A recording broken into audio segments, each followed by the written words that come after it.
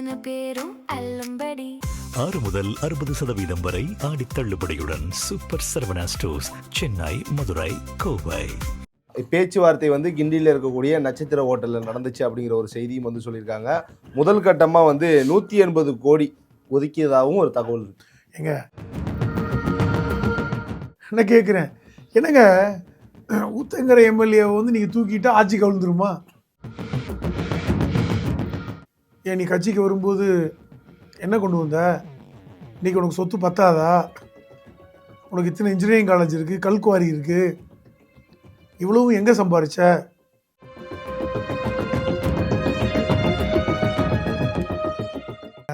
இதே ஆதவர்ஜனா என்ன சொல்கிறாரு, அதிமுகவும் நாங்களும் ஒன்று, அதிமுக என்பது முழுமையாக தாவேக்காவோடு வந்துவிடும். இப்போ திட்டம் ரொம்ப தெளிவாக இருக்கா? இப்போ இதெல்லாம் குதிரை பேரத்தில் சேராதான்னு கேட்குறேன்.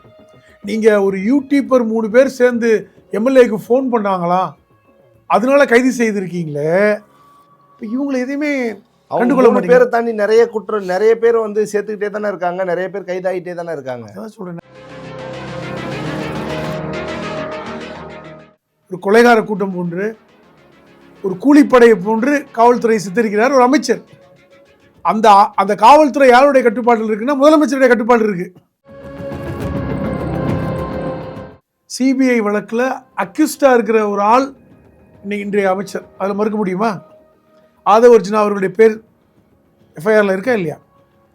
அப்போ இந்த குற்றச்சாட்டில் உங்கள் பேர் இருக்கு, இந்த கேஸ் வந்து சிபிஐயில் வழக்காக இருக்கு.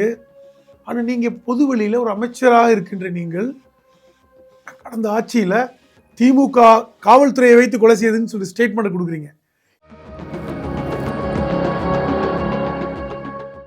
3.23 கோடி வந்து டெண்டருக்கு, அதாவது சாலையே போடாமல் வந்து ஒதுக்கியிருக்காங்க அப்படின்னு அந்த சாலையும் கரூரை நோக்கி போகுது. ஏன் எந்த ஒரு குற்றச்சாட்டு வந்தாலும் அது கரூரை நோக்கி போகுது?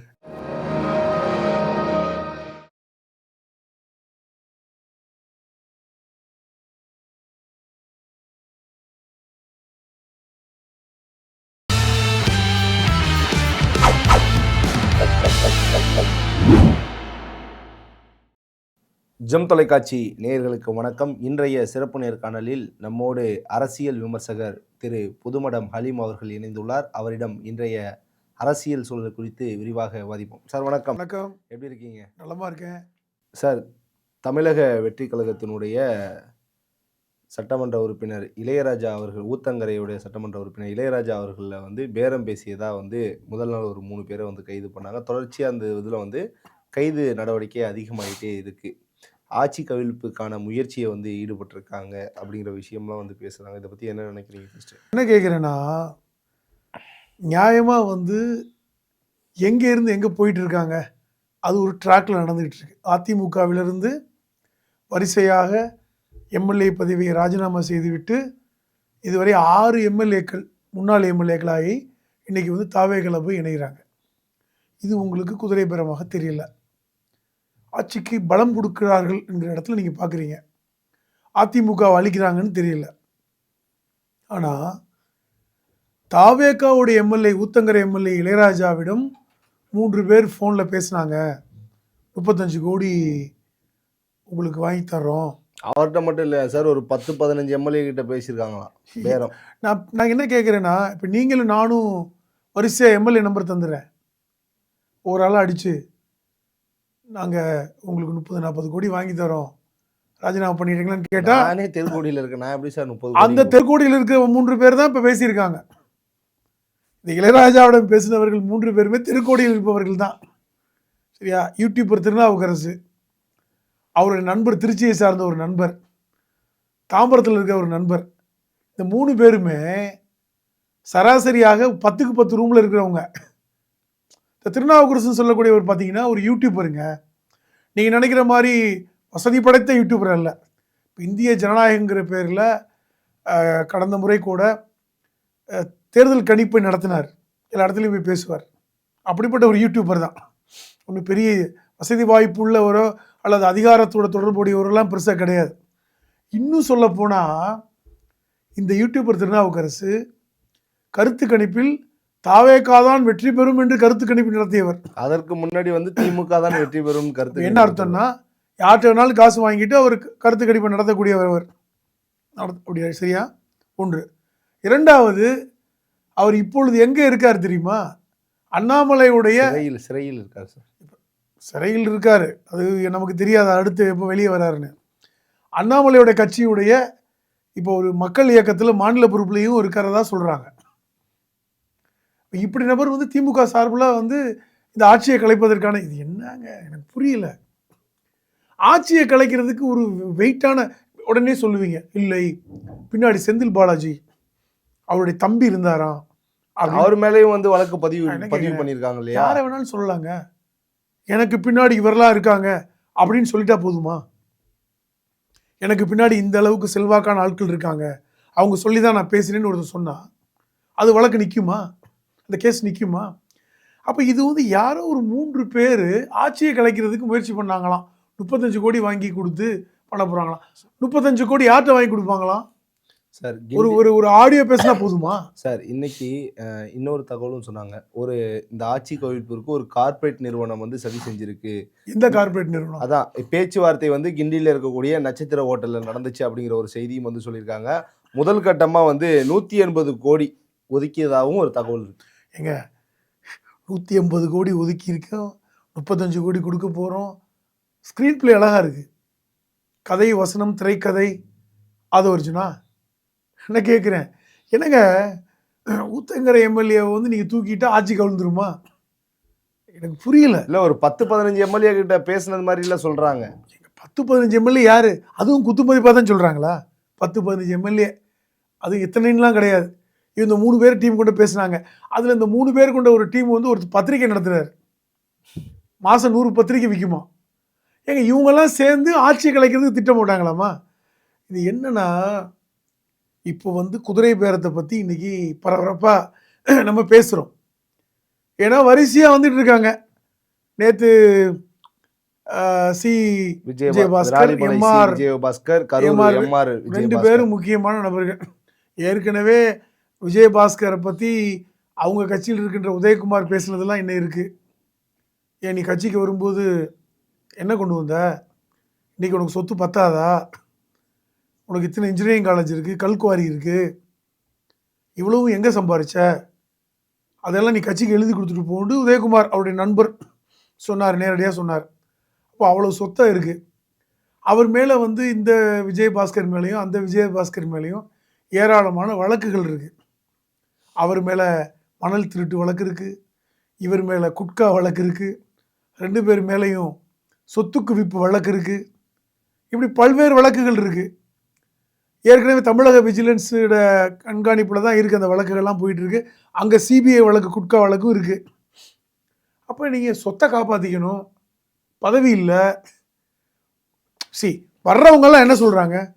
அதிமுக திமுகவோட சேர்ந்து ஆட்சி அமைக்கிறதுக்கு எதிர்ப்பு தெரிவித்து தான் வர்றோம். ஆமாம். அது என்னன்னா, திமுக அதிமுக சேர்ந்து ஆட்சி அமைச்சிட்டோம் அப்படிங்கிறது எந்த தலைவர்களும் சொல்லலை. நேற்று அமைச்சர் ஆதவர்ஜுனா அதோட ஒரு விஷயத்த சொல்கிறாரு, திமுகவும் அதிமுகவும் கூடிய விரைவில் கூட்டணி அமைக்க போகுது. அது வர உள்ளாட்சி தேர்தலையா இருக்கலாம், இல்லை நாடாளுமன்ற தேர்தல். இதெல்லாம் பாருங்களேன். இதே ஆதவர்ஜுனா என்ன சொல்கிறாரு? அதிமுகவும் நாங்களும் ஒன்று, அதிமுக என்பது முழுமையாக தாவேகாவோடு வந்துவிடும், எடப்பாடி மட்டும் தனி சொல்கிறாங்கல்ல. இப்போ திருப்பி நீங்கள் அது நடக்குது இல்லை, அதிமுக அழியாது, கேப்டன் மட்டும்தான் இருப்பார். என்ன நோக்கம்? அதிமுகவை முழுமையாக கபலீகரம் செய்கின்ற வேலையை தாவேகா செய்துங்கிறத அவங்களே இன்னைக்கு வந்து வாக்குமூலம் கொடுக்குறாங்க சார். இப்போ இதெல்லாம் வந்து காவல்துறை பதிவு செய்யாதா? இதெல்லாம் குதிரை பேரத்தில் வராதா சார்? இன்னொரு விஷயம், முன்னாள் அமைச்சர் விஜயபாஸ்கர் அவர்கள் நேற்று மேடையில் சொல்கிறார், விஜயபாஸ்கர் அவர்கள், அதாவது இது வெறும் ட்ரெய்லர் தான், பொதுச்செயலாளர் அவர்களே இது வெறும் ட்ரெய்லர் தான், மெயின் பிக்சரை வந்து டெல்டா மாவட்டத்தில் பார்ப்பீங்க.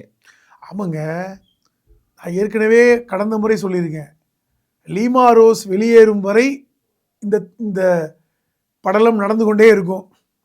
லீமா ரோஸ் தான் இறுதியாக வருவார். அவரே வந்து யாரை கூட்டிகிட்டு வர்றாருன்னு தெரியாது, கட்சியை மொத்தமாக கூட்டிகிட்டு வர்றாருன்னு தெரியாது. அப்போ இந்த அளவிற்கு ஒரு கட்சியை அழித்து இன்னைக்கு அங்கே இருக்கின்ற தலைவர்களே வந்து அப்படியே கொண்டாந்து சேர்க்குறாங்க. இன்னைக்கு நம்ம பேசி கொண்டிருக்கின்ற இந்த நேரத்தில் அதிமுகவுடைய கொள்கை பரப்பு செயலாளராக இருந்த வைகை செல்வன் அவர் இன்னைக்கு அங்கே ராஜினாமா பண்ணிட்டார். கட்சி உறுப்பினர் பதவி, அதாவது அடிப்படை உறுப்பினர் வெளியே வந்துட்டார். இப்படி ஒவ்வொருத்தராக வந்துகிட்டே இருக்காங்க. அப்போ இப்போ திட்டம் ரொம்ப தெளிவாக இருக்கா? இப்போ இதெல்லாம் குதிரை பேரத்தில் சேராதான்னு கேட்குறேன். நீங்கள் ஒரு யூடியூபர் 3 பேர் சேர்ந்து எம்எல்ஏக்கு ஃபோன் பண்ணாங்களாம், அதனால கைது செய்திருக்கீங்களே, இப்போ இவங்களை எதையுமே கண்டுகொள்ள அவங்க 3 பேரை மாட்டேங்க. தாண்டி நிறைய பேர் வந்து சேர்த்துக்கிட்டே தானே இருக்காங்க, நிறைய பேர் கைதாகிட்டே தானே இருக்காங்க. அதான் சொல்கிறேனே, போலீஸ் உங்கள் கையில் இருக்குங்க, காவல்துறை உங்கள் கையில் இருக்குது. இன்னைக்கு அனிதா ராதாகிருஷ்ணன் முன்னாள் மீன்வளத்துறை அமைச்சரை கைது பண்ணியிருக்காங்க. அதாவது முதலமைச்சரை வந்து ஒருமையில் பேசிவிட்டார், கைது பண்ணுறாங்க. நான் என்ன கேட்குறேன், கடந்த முறை திரு ஸ்டாலின் அவர்களை இதே ஆதவர்ஜுனா என்ன பேச்சு பேசினார் தேர்தல் பிரச்சாரத்தில்? ஸ்டாலின் அவர்களேன்னு தான் சொன்னார். பல இடங்களில் வேறு மாதிரி பேசியிருக்காரு தெரியுமா? அதை நான் இப்போ சொல்ல முடியல. பல இடங்களில் வேறு மாதிரி பேசினார். அப்போ இதெல்லாம் வந்து அந்த அரசு வந்து கடந்த காலங்களில் கைது பண்ணாமல் விட்டது தவறு. அது எதையுமே கண்டுகொள்ளலை. கரூர் மேட்டரில் கைது பண்ணியிருக்கணும், பண்ணலை. ஆனால் இன்றைக்கி என்ன சொல்கிறீங்க, கடந்த ஆட்சி காவல்துறையின் உதவியோடு 41 பேரை கொலை பண்ணியிருக்காங்கன்னு சொல்கிறீங்க. காவல்துறையை வைத்து இது எவ்வளோ பெரிய விஷயம். காவல்துறை வந்து ஒரு ஏவலால் போன்று, ஒரு கொலைகார கூட்டம் போன்று, ஒரு கூலிப்படையை போன்று காவல்துறையை சித்தரிக்கிறார் ஒரு அமைச்சர். அந்த அந்த காவல்துறை யாருடைய கட்டுப்பாட்டில் இருக்குன்னா முதலமைச்சருடைய கட்டுப்பாடு இருக்கு. ஆனால் இவர் சொல்றார் காவல்துறையை வைத்து 41 பேரை கொலை பண்ணிட்டாங்க. இது எப்படின்னா, இந்த கேஸ் வந்து இன்னைக்கு சிபிஐல இருக்கு. சிபிஐ வழக்கில் அக்யூஸ்டா இருக்கிற ஒரு ஆள் இன்னைக்கு இன்றைய அமைச்சர், அதில் மறுக்க முடியுமா? ஆதவர்ஜுனா அவர்களுடைய பேர் எஃப்ஐஆரில் இருக்கா இல்லையா? அப்போ இந்த குற்றச்சாட்டில் உங்கள் பேர் இருக்கு, இந்த கேஸ் வந்து சிபிஐல வழக்காக இருக்கு. ஆனால் நீங்கள் பொது வெளியில் ஒரு அமைச்சராக இருக்கின்ற நீங்கள் கடந்த ஆட்சியில் திமுக காவல்துறையை வைத்து கொலை செய்யுதுன்னு சொல்லி ஸ்டேட்மெண்ட் கொடுக்குறீங்க. இதுக்கே உங்களை கைது பண்ணணும். இன்னைக்கு திமுக நீதிமன்றம் போயிருக்காங்க. ஆர்எஸ் பாரதி கண்டிப்பாக அமைப்பு செயலாளர் ஆர்எஸ் பாரதி அவர் விளக்கு தொடர்ந்து இருக்காங்க. நியாயமாக பார்த்தா உங்களை கைது பண்ணியிருக்கணுமே, ஏன் கைது பண்ணல? புரியுதா உங்களுக்கு நீங்கள் எப்படி பக்க சார்பில் நடந்து கொண்டு இருக்கீங்கன்னு? ஆனால் நீங்கள் அனிதா ராதாகிருஷ்ணன் அவர்களே கைது பண்ணுறாங்க. எங்கள் முதலமைச்சரை என்னன்னா அவருடைய தன் தொகுதியில் அந்த தொகுதி பிரச்சனைகள் இருக்கார். இவ்வளோ அவசரமாக கைது பண்ண வேண்டிய தேவை என்ன? நீங்கள் வழக்கு தொடருங்க சார். உங்களை வழக்கு தொடர்றதுக்கெலாம் யாரும் ஒன்றும் சொல்ல போகிறதில்ல. இது மாதிரி ஒரு முகாந்திரம் இருந்தால் வழக்கு தொடரலாம். எஃப்ஐஆருக்கான முகாந்திரம் இருந்தால் வழக்கு தொடருங்க. நீதிமன்றத்தில் கொண்டு போய் வழக்கு கொண்டு போங்க, நீதிமன்றம் முடிவு பண்ணட்டும். அவசரமாக கைது பண்ண வேண்டிய தேவை என்ன? ஓகே சார், நேற்று அமைச்சர் ஆதவர்ஜுனா பேசும்போது இன்னொரு விஷயமும் சொன்னார். கரூருக்கு எனக்கு ஒரு மிகப்பெரிய கணக்கு இருக்குது, அந்த கணக்கை முடிக்காமல் விட மாட்டேன். ஆமாம், கணக்கு இருக்குல்ல. 41 பேர் கொல்லப்பட்டிருக்காங்க சார். அந்த 41 பேர் வீட்டுக்கு கூட அவர் போகலப்போ. 41 குடும்பத்தையும் கூட்டிட்டு வந்து தான் நீங்கள் வந்து பேசுனீங்க. 10ஆம் தேதி போகிறாரு. அது குறிப்பாக இன்னொரு விஷயம் சொன்னார். அதாவது எங்கள் தலைவரை வந்து வர இடத்துல போலீஸை தன் கட்டுப்பாட்டில் வச்சுட்டு சரியான பாதுகாப்பு தரல, அதனாலே நிறைய இடத்துக்கு பிரச்சாரத்துக்கு தலைவர் போக முடியல அப்படிங்கிற ஒரு விஷயத்த சொல்றாரு. இதற்கு பிறகு வந்து நாங்க எப்படி கூட்டு வரோம்? நான் ஒன்னே ஒன்று கேட்குறேங்க, திருப்பூர்லையும் வந்து இந்த சம்பவம் வந்து நடத்துறதுக்கான ஒரு இல்லை, நான் ஒன்னே ஒன்று கேட்குறேன். தேர்தல் காலகட்டத்தில் திரு விஜய் அவர்கள் வரும்போது இப்படி மக்கள் கொந்தளிக்கிறாங்க, கூட்டம் கூடுது, போக முடியல, பின்னாடி வந்து பைக்கில் போய் இளைஞர்கள் வந்து அடிபடுறாங்க. ஆனால் இப்போ வந்து விஜய் அவர்கள் வந்து ஒரு மராத்தான் ஓடினார்ல, எத்தனை பேர் அடிபட்டாங்க, எத்தனை பேர் வந்து பைக்கில் வந்து கஷ்டப்பட்டாங்க? அப்போ நீங்கள் சொல்லுவீங்க, அப்போ போலீஸ் வந்து கரெக்டாக அவங்களெல்லாம் பாதுகாப்பு கொடுக்குது. ஏங்க, போலீஸால் எவ்வளோ பேருக்கு பாதுகாப்பு கொடுக்க முடியும்? நான் என்ன கேட்குறேன், இப்போ நீங்கள் கரூர் போக போகிறீங்க, இதே கூட்டம் கூடுமா? இதே மாதிரி பிரச்சனை வருமா? இல்லை, எனக்கு ஒரு சந்தேகம் சார். அதாவது ஆரம்பத்தில் ஹார்ட் டிஸ்க் தொலையும் போதும் கரூரை நோக்கி போயிடுச்சு குற்றச்சாட்டு. அடுத்ததாக இப்போ நடந்துட்டு இருக்க இந்த ஆட்சி கோயில்பிள்ளையும் கரூரை நோக்கி போகுது. ஏவாவேலு வந்து வீட்டில் 10 லட்சம் இருக்குது, 10 லட்சம் கணக்கில் இல்லாமல் 40 லட்சம், 10 லட்சம் 40 லட்சம் இருக்கும்போதும் 3.23 கோடி வந்து டெண்டருக்கு, அதாவது சாலையே போடாம வந்து ஒதுக்கியிருக்காங்க அப்படின்னு அந்த சாலையும் கரூரை நோக்கி போகுது. ஏன் எந்த ஒரு குற்றச்சாட்டு வந்தாலும் அது கரூரை நோக்கி போகுது? இல்லைங்க, கரூரில் இந்த சம்பவம் நடந்துருச்சு ஒன்று. ரெண்டாவது, மின்சாரத்துறை நீங்கள் கவனித்து பார்த்தா தெரியும். இதே செந்தில் பாலாஜி அவர்களை கடந்த முறை அண்ணாமலை டார்கெட் பண்ணாரா? நீங்கள் கவனித்து பாருங்கள். அண்ணாமலை வந்து டார்கெட் பண்ணதும் இதே கரூர், அவர் பேர் என்ன, செந்தில் பாலாஜி, சாரி கட் பண்ணி, கரூர் செந்தில் பாலாஜி. ஏன்னா உங்களுக்கு வந்து யார் வந்து ரொம்ப பலமாக அவங்கள எதிர்க்கிறாங்களோ அவங்கள நீங்கள் டார்கெட் பண்ணுவீங்க. உங்களை இடைஞ்சல் கொடுக்குறான்னா அவங்கள நீங்கள் டார்கெட் பண்ணுவீங்க. இப்போ கரூர் விஷயத்தில் வந்து உங்களுக்கு வந்து இடைஞ்சல் பண்ணார், சரியாக சொன்னார். மின்சாரத்துறையில் மின்சார பிரச்சனைக்கு ஒரு பேட்டியே கொடுத்தாரு முன்னாள் மின்சாரத்துறை அமைச்சர். இதெல்லாம் பண்ணலாம், நீங்கள் வந்து மின்சார பிரச்சனைக்கு காரணம் ஸ்டாலின் அவர்கள் போட்ட கையெழுத்துன்னு சொன்னார் நிர்மல்குமார். இல்லைங்க, இது 2014 எடப்பாடி காலகட்டத்திலேயே போட்ட கையெழுத்து. இது வந்து ஒன்றிய அரசோடு இவர்கள் போட்ட அந்த ஒப்பந்தத்தின் காரணமாக தான் அதெல்லாம் நடக்குது. இது வந்து அந்த காலகட்டத்தில் திமுக ஆட்சி இல்லைங்க அப்படிலாம் பதிலுக்கு பதில் கொடுத்தாரு. இப்படி ஒன்றுக்கும் பதில் கொடுக்கறதுனால நீங்கள் என்ன செய்றீங்க, கரூரை டார்கெட் பண்ணுறீங்க. ஆனால் ஒரு நியாயமாக ஒரு விஷயத்தை நான் சொல்கிறேன். கரூர் விஷயத்தில் உங்களை கைது பண்ணாமல் விட்டது திரு ஸ்டாலின் அவர்களுடைய பெருந்தன்மை, அது தவறு என்பதை இப்போ எல்லாரும் உணர்றோம். அதுக்கு வந்து ஸ்டாலின் அவர்கள் சொன்னாங்க, எங்க தொண்டர்கள் கொல்லப்படுவதே ஒரு தலைவர் விரும்புவார்களா? இந்த பெருந்தன்மையெல்லாம் அவங்கள்ட்ட கிடையாது.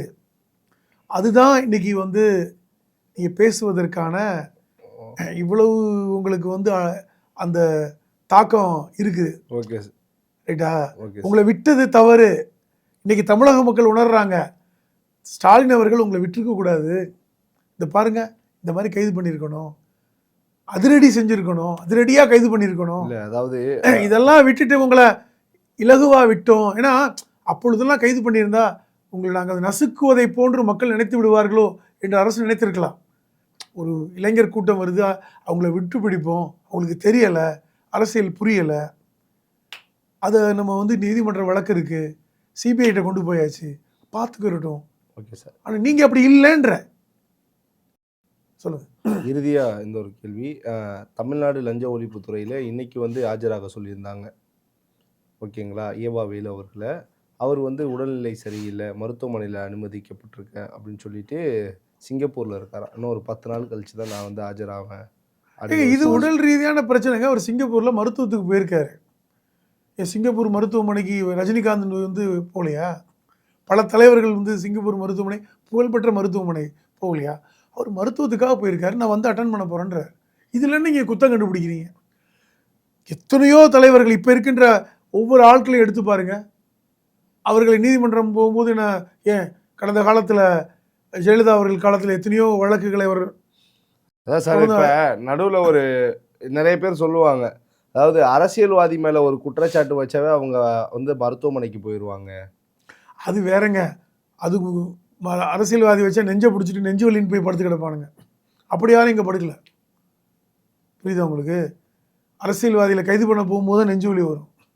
அதெல்லாம் இல்லைங்க. இவர் வந்து இவர் மேல் வழக்கு போட்டுட்ருக்கீங்க, அதில் எந்த முகாந்திரமும் இல்லைன்னு சொல்லிட்டாங்க. நீங்கள் வீட்டில் போய் எடுத்த இல்லை, ஒன்றுமே இல்லை.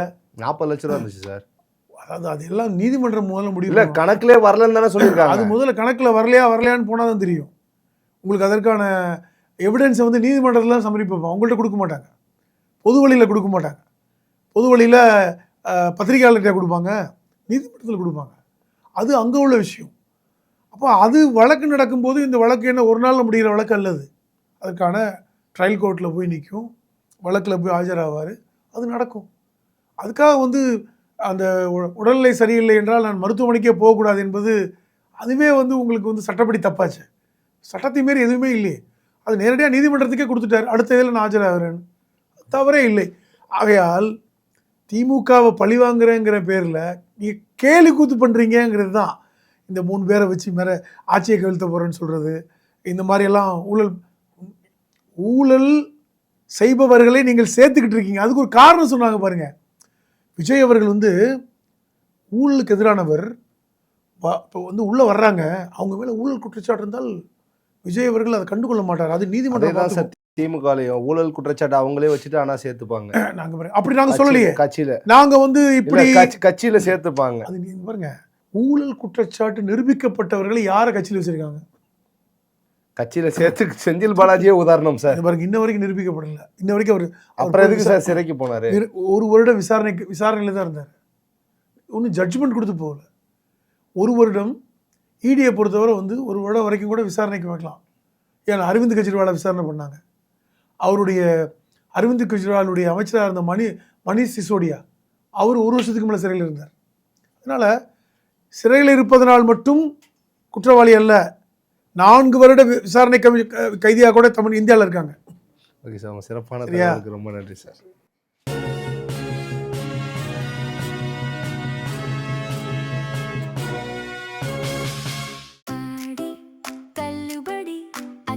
பேரும் அல்லும்படி 6 முதல் 60% வரை ஆடி தள்ளுபடியுடன் சூப்பர் சரவணா ஸ்டோர்ஸ், சென்னை, மதுரை, கோவை.